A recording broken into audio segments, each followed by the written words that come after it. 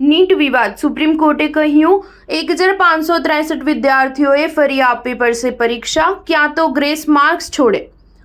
નીટના પરિણામ જાહેર થયા પછી દાખલ કરાયેલી અરજીઓ પર સુનાવણી કરતી વખતે સુપ્રીમ કોર્ટે કહ્યું કે ગ્રેસ માર્ક્સ મેળવનારા 1563 વિદ્યાર્થીઓને ફરીથી પરીક્ષા આપવાની રહેશે।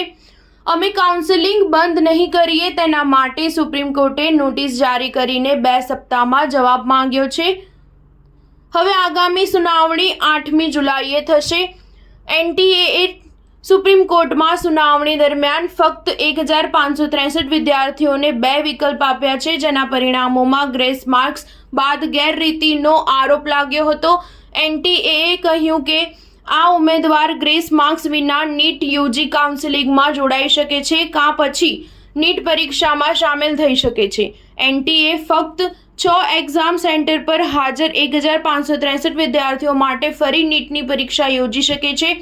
જસ્ટિસ વિક્રમનાથ અને જસ્ટિસ સંદીપ મહેતાની બેન્ચ નીટ યુજી કેસની સુનાવણી કરી રહી છે। એનટીએ તરફથી કહેવામાં આવ્યું છે કે વિદ્યાર્થીઓના ડરને દૂર કરવા માટે આ નિર્ણય લેવામાં આવી રહ્યો છે।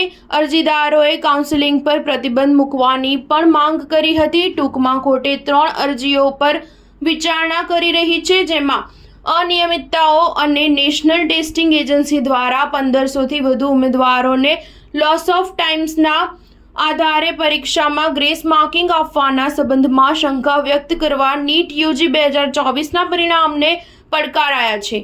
નીટની પરીક્ષાનું પરિણામ આવ્યું ત્યારથી જ મોટો વિવાદ ભભૂક્યો છે। ત્યારે આજે સુપ્રીમ કોર્ટમાં સુનાવણી દરમિયાન એનટીએ ગ્રેસ માર્ક્સ રદ કરવાની જાણકારી આપી છે। નીટના જે વિદ્યાર્થીઓને ગ્રેસ માર્ક્સ આપવામાં આવ્યા છે તે માન્ય ગણાશે। આવા 1563 વિદ્યાર્થીઓ પાસે 2 વિકલ્પ રહેશે, ફરીથી પરીક્ષા આપો અથવા તો ગ્રેસ માર્ક્સ વગરના માર્ક્સ સાથે આગળ વધો।